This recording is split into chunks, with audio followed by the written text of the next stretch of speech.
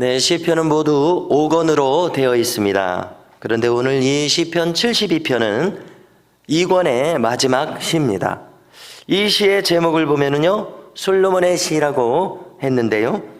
그런데 이 모든 내용을 보니까 솔로몬을 포함해서 통치자들 전체, 그리고 메시아의 통치까지 넓게 포함하고 있는 시인 것을 알게 됩니다.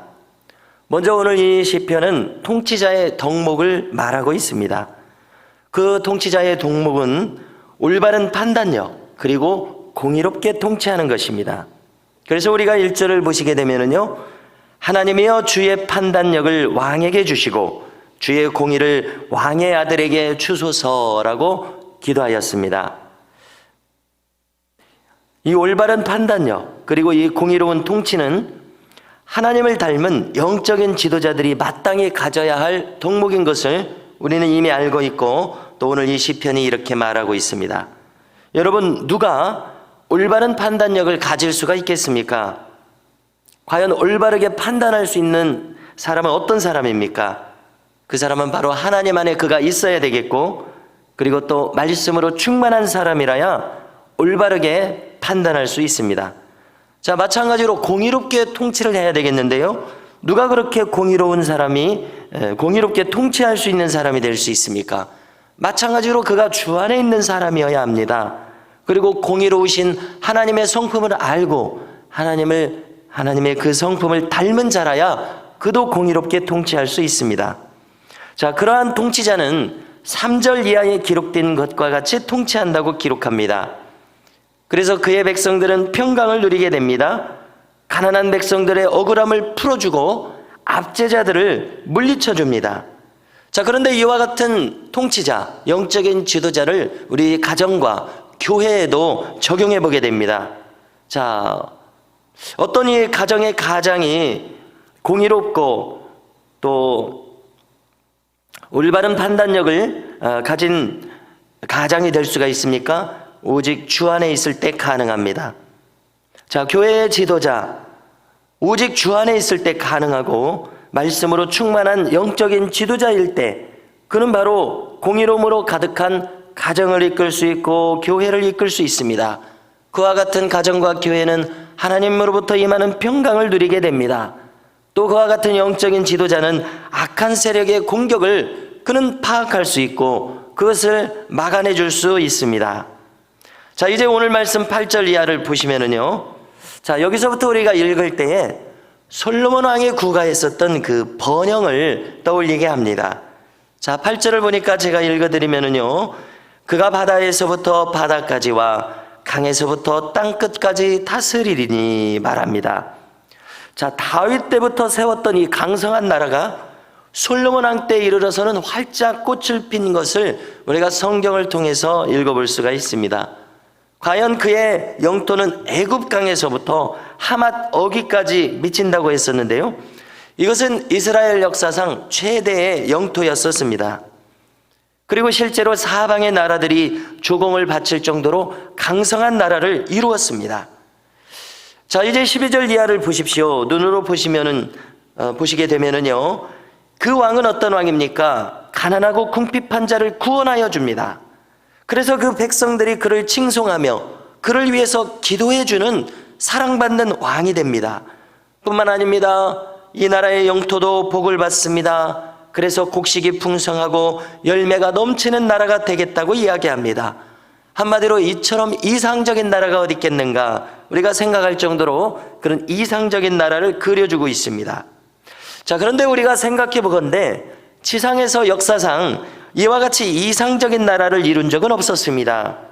그러므로 이 모든 내용은 어떤 내용입니까? 이 내용 그대로 이 이상적인 나라를 이루기를 원하는 간절한 기도였던 것입니다.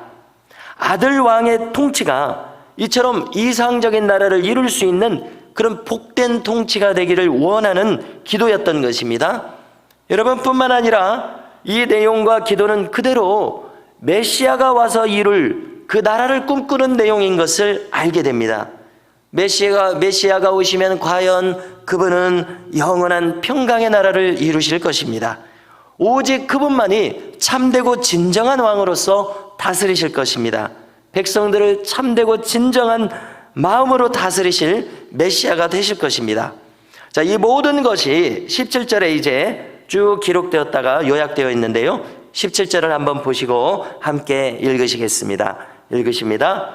그의 이름이 영구하며 그의 이름이 해와 같이 장구하리로다.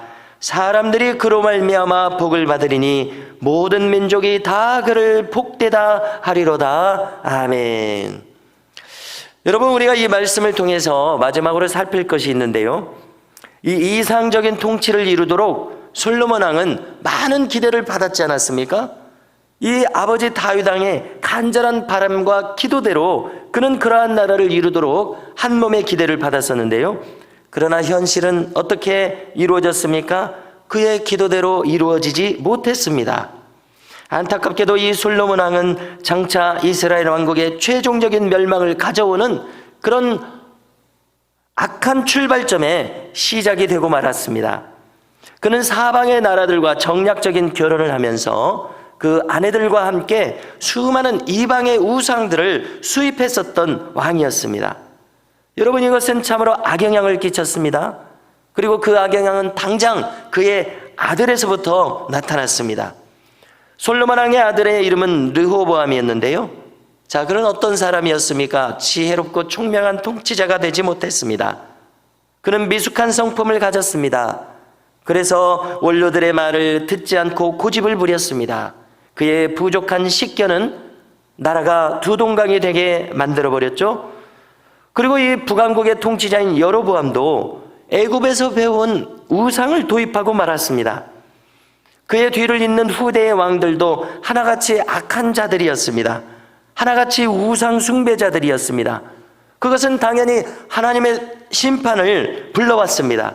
북왕국은 아수르에게 멸망했고 남왕국은 바벨론에게 멸망했습니다.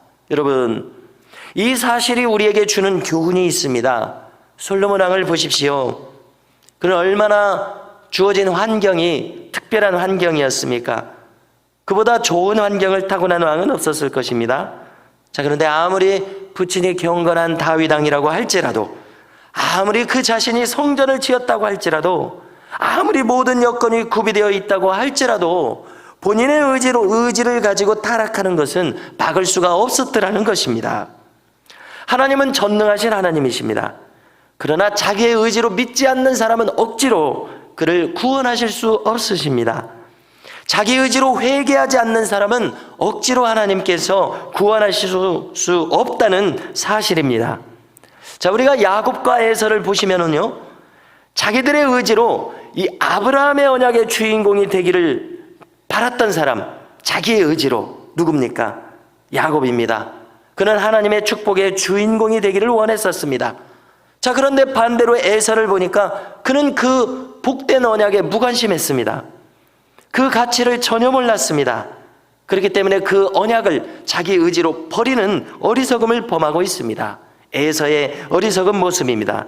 성도 여러분, 이 자리에 계신 저와 우리 모든 교우들께서는 자신의 의지를 가지고 하나님 나라의 축복을 선택하실 수 있기를 축원합니다. 언약 백성의 보장된 길, 우리가 영적으로 이 길은 보장된 길 아닙니까? 이 보장된 길을 선택하실 수 있기를 바랍니다. 그리하여서 우리 모두가 저 영원한 평강의 나라에 이 땅에서도 속하고 저 영원한 곳에서도 속하는 하나님께서 주시는 놀라운 축복의 백성들이 되시기를 주님의 이름으로 축원합니다.